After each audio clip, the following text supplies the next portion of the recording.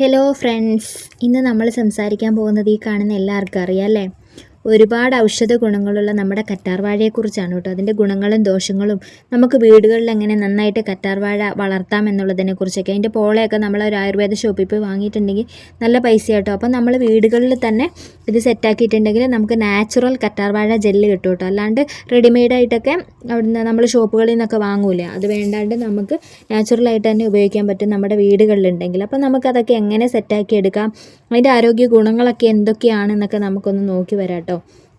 ഈ കറ്റാർവാഴയുടെ ശാസ്ത്രീയ നാമം അലോവേര എന്ന് തന്നെയാണ് കേട്ടോ. നമ്മുടെ അമ്മമാരുടെ കാലം മുതൽ തന്നെ കറ്റാർവാഴ ഒരു വീട്ടു വൈദ്യമായിട്ട് ഉപയോഗിക്കുന്ന ഒരു സസ്യം തന്നെയാണ്. ചർമ്മ പ്രശ്നങ്ങൾക്ക്, മുടി സംരക്ഷണത്തിന്, വയറ് സംബന്ധമായ അസുഖങ്ങൾക്ക്, പ്രതിരോധശേഷി വർദ്ധിപ്പിക്കാൻ ഒക്കെ ഉപയോഗിക്കുന്ന ഒരു സംഭവമാണ് കേട്ടോ ഈ കറ്റാർവാഴ എന്ന് പറഞ്ഞത്. ഫസ്റ്റ് തന്നെ നമുക്ക് നോക്കാം കേട്ടോ, ഈ ചർമ്മ സംരക്ഷണത്തിന് നമുക്ക് കറ്റാർവാഴ എങ്ങനെയാണ് ഉപയോഗിക്കാൻ കഴിയുക എന്നുള്ളത്. മുഖക്കുരു കുറയ്ക്കാനായിട്ടും പിന്നെ ചർമ്മം ഈ ഡ്രൈ സ്കിന്നില്ലേ അതൊക്കെ പോയി കിട്ടാനും, സൂര്യാഘാതം മൂലമുള്ള കരിവാളിപ്പ് കുറയ്ക്കാനും, ചെറിയ പൊള്ളലുകൾക്കും മുറിവുകൾക്കും ഒക്കെ ശമനം ലഭിക്കാനായിട്ട് ഈ കറ്റാർവാഴ ജെല്ല് ഉത്തമമാണ് കേട്ടോ. കാരണം ഇത് മുറിച്ചിട്ട് ഇതിൻ്റെ ജെല്ല് നമുക്ക് മുഖത്തിട്ട് മസാജ് ചെയ്യാനും അതൊക്കെ നല്ലതാണ് കേട്ടോ. 10 മിനിറ്റ് കഴിഞ്ഞിട്ട് നമുക്ക് മുഖത്തുനിന്നത് കഴുകി കളഞ്ഞാലൊക്കെ മതി കേട്ടോ. അങ്ങനെയൊക്കെ നാച്ചുറലായിട്ട് നമുക്ക് ഉപയോഗിക്കാൻ പറ്റും കേട്ടോ. പിന്നെ മുടിയാണ് കേട്ടോ അടുത്തത്. മുടിയെന്ന് വെച്ചിട്ടുണ്ടെങ്കിൽ തലമുടിയിൽ കറ്റാർവാഴ ജെല്ല് പുരട്ടി 30 മിനിറ്റിന് ശേഷം കഴുകി കളഞ്ഞിട്ടുണ്ടെങ്കിൽ എന്തൊക്കെ സംഭവിക്കാമെന്നറിയോ?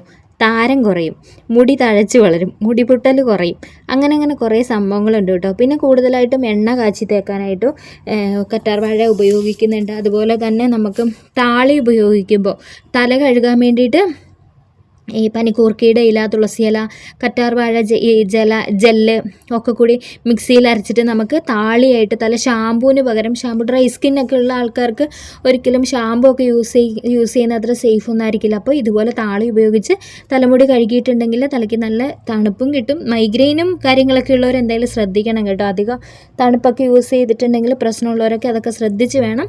മാക്സിമം കുറവ് അളവിൽ തന്നെ അതൊക്കെ യൂസ് ചെയ്യുക കേട്ടോ. പിന്നെയും കറ്റാർവാഴ നല്ലതാട്ടോ തലമുടി വളരാനെല്ലാം. പിന്നെ ദഹനത്തിന് സഹായിക്കും കേട്ടോ. ചെറിയ അളവിൽ കറ്റാർവാഴ ജ്യൂസ് കുടിക്കുന്നത് ദഹനത്തിന് സഹായിക്കും കേട്ടോ. എന്നാൽ ഡോക്ടറുടെ നിർദ്ദേശമില്ലാതെ അധികമായി ഇത് ഉപയോഗിക്കരുത്.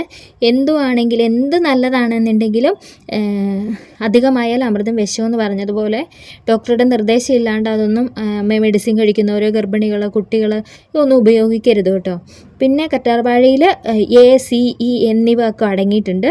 ഇത് ശരീരത്തിൻ്റെ ഇമ്മ്യൂണിറ്റി മെച്ചപ്പെടുത്താൻ സഹായിക്കും. ഒരു ഇമ്മ്യൂണിറ്റി ബൂസ്റ്റർ തന്നെയാണിത്.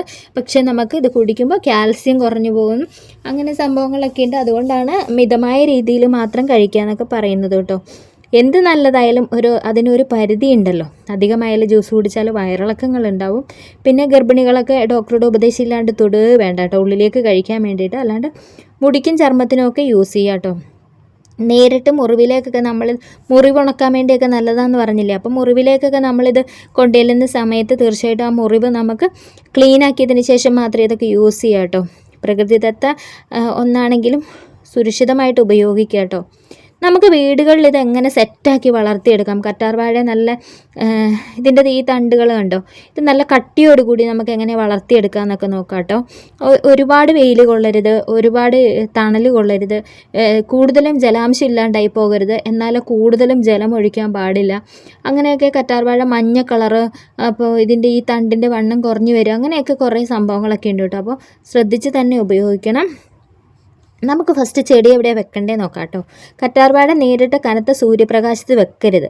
പകുതി സൂര്യപ്രകാശമുള്ള സ്ഥലത്ത് തന്നെയാണ് നല്ലത്. ബാൽക്കണിയിലും ടെറസിലും ഒക്കെ വെക്കാം കേട്ടോ. എന്നാലേ അധികമായി സൂര്യപ്രകാശം കൊള്ളുന്ന സ്ഥലത്ത് വെക്കരുത് ഓവറായിട്ട് കേട്ടോ. മണ്ണ് എങ്ങനെയുള്ളതായിരിക്കണമെന്ന് ചോദിച്ചിട്ടുണ്ടെങ്കിൽ വെള്ളം കെട്ടി നിൽക്കാത്ത മണ്ണ് തന്നെ ആയിരിക്കണം മസ്റ്റായിട്ട്. മണൽ കലർന്ന പൊടിമണ്ണാണ് ഏറ്റവും ഉത്തമം കറ്റാർവാഴ ഇങ്ങനെ നന്നായിട്ട് വരാൻ വേണ്ടിയിട്ട്. ചെറിയ ചട്ടിയിൽ ഡ്രെയിനേജ് ഹോൾ എന്തായാലും ഉണ്ടായിരിക്കണം കേട്ടോ. കാരണം നമ്മൾ വെള്ളം കൊടുക്കുന്ന സമയത്തൊക്കെ കെട്ടി നിൽക്കരുത്. പിന്നെ വെള്ളം എത്ര കൊടുക്കണമെന്ന് അറിയാമോ? കറ്റാർവാഴ ഒരു സക്കുലൻ്റ് സസ്യമാണ്. അതുകൊണ്ട് തന്നെ വെള്ളം ഇലയിൽ സംഭരിച്ച് വെക്കും. ആഴ്ചയിൽ 1 പ്രാവശ്യം മാത്രം നമുക്ക് കൊടുത്താൽ മതി വെള്ളം. മണ്ണ് പൂർണ്ണമായി വരണ്ട ശേഷം മാത്രം വെള്ളം ഇതിലേക്ക് ഒഴിച്ചു കൊടുത്താൽ മതി. ഇല്ലെങ്കിൽ ഇതുപോലെ മഞ്ഞ കളർ പറ്റിയതുണ്ടോ, അതുപോലെ വെള്ളം കുറഞ്ഞു പോയാൽ അങ്ങനെ തന്നെ വരും കേട്ടോ. അപ്പോൾ അതെല്ലാം നമ്മൾ ശ്രദ്ധിക്കണം കേട്ടോ. പിന്നെ വളരെയധികം വളമൊന്നും ആവശ്യമില്ല. ഓർഗാനിക് വളം 2-3 മാസത്തിൽ ഒരിക്കൽ കൊടുത്തിട്ടുണ്ടെങ്കിൽ നന്നായിട്ട് വരും കേട്ടോ. പിന്നെ പുതിയ ചെടി എങ്ങനെ ഉണ്ടാകുക ചോദിച്ചിട്ടുണ്ടെങ്കിൽ കറ്റാർ വാഴയുടെ അടിഭാഗത്ത് നിന്ന് ചെറിയ കുഞ്ഞു ചെടികൾ പൊട്ടി വരിക കേട്ടോ. അവ നന്നായി വേര് പടർന്ന ശേഷം വേർതിരിച്ച് പുതിയ ചട്ടിയിലേക്ക് നമുക്ക് മാറ്റി നടാം കേട്ടോ. ഇത് നമ്മുടെ ആവശ്യത്തിന് മാത്രമല്ലാണ്ട് ഇത് ആയുർവേദ ഷോപ്പുകളിലൊക്കെ ഈ കറ്റാർ വാഴയുടെ തണ്ടുകൾ നമുക്ക് കൊടുക്കാൻ പറ്റും കേട്ടോ. കാരണം നല്ല ഒരു പൈസയാണ്. നമ്മൾ അവിടെ ചെന്ന് ചോദിക്കുമ്പോൾ നമുക്കത് മനസ്സിലാവും കേട്ടോ. പിന്നെ കറ്റാർ വാഴ വളരാൻ വേണ്ടി വെള്ളം അധികമായി കൊടുക്കണ്ട. മഴവെള്ളത്തിൽ നീണ്ടു നിൽക്കരുത്. മഴ വരുമ്പോൾ നമ്മൾ അകത്തേക്കെടുത്ത് മാറ്റി വെക്കണം കേട്ടോ. ചട്ടിയിൽ വെള്ളം കെട്ടി നിൽക്കാതിരിക്കാൻ ശ്രദ്ധിക്കുക. അങ്ങനെ കുറേ കാര്യങ്ങളുണ്ട് കേട്ടോ. പിന്നെ വീടുകളിൽ കറ്റാർ വാഴ ഉണ്ടെങ്കിൽ ചെറിയ പൊള്ളൽ, ചെറിയ മുറിവ്, മുഖക്കുരു, തല ചൊറിച്ചിൽ, നമ്മുടെ തലയും ഭയങ്കരമായിട്ട് ഈ താരനൊക്കെ കൊണ്ട് ചൊറിയ. ചില ആളുകൾ പറയുന്നുണ്ട് പേനൊന്നുമില്ല പക്ഷേ തല ഭയങ്കര ചൊറിച്ചിലാണെന്നൊക്കെ പറയലുണ്ട്. എനിക്കും ഉണ്ടായിട്ടുണ്ട് കേട്ടോ. അപ്പോൾ നമ്മൾ ഈ കറ്റാർ വാഴയുടെ ജെല്ല് കൊണ്ട് നന്നായിട്ട് തലയോട്ടിയിലൊക്കെ മസാജ് ചെയ്തിട്ട് 30 മിനിറ്റിന് ശേഷം തലയൊക്കെ നന്നായിട്ട് കഴുകി കളഞ്ഞിട്ടുണ്ടെങ്കിൽ നമുക്ക് ആ തല ചൊറിച്ചിലൊക്കെ മാറിക്കിട്ടുന്ന ഒരു സസ്യമാണ് കേട്ടോ കറ്റാർ വാഴ എന്ന് പറയുന്നത്. ഇത്രയും ഗുണമുള്ള ഈ ഒരു ചെടി നമ്മുടെ വീട്ടിലില്ലെങ്കിൽ തീർച്ചയായിട്ടും നട്ടു വളർത്തണം. ശ്രദ്ധിക്കണേ. അപ്പോൾ വളരെ കുറച്ച് പരിചരണം മാത്രം മതി, പക്ഷേ ഗുണങ്ങൾ വളരെ കൂടുതലാണ്. ഇന്ന് പറഞ്ഞ കാര്യങ്ങൾ നിങ്ങൾക്ക് ഉപകാരപ്പെട്ടാൽ ഈ വീഡിയോ ലൈക്ക് ചെയ്യാനും ഷെയർ ചെയ്യാനും മറക്കരുതേ. ഇനിയും ഇത്തരത്തിലുള്ള നാടൻ ചെടികളും കൃഷി വിവരങ്ങളും ഒക്കെ യാത്രകളും ഒക്കെ ആയിട്ട് നമുക്ക് കാണും വരേക്കും. Bye, see you. Next video ആയിട്ട് കാണാം. എല്ലാവരും സപ്പോർട്ട് ചെയ്യുക, സബ്സ്ക്രൈബ് ചെയ്യുക, ലൈക്ക് ചെയ്യുക, ഷെയർ ചെയ്യുക. നിങ്ങളുടെ വിലയേറിയ കമൻറ്റുകൾ രേഖപ്പെടുത്താനും മറക്കരുതേ. നന്ദി.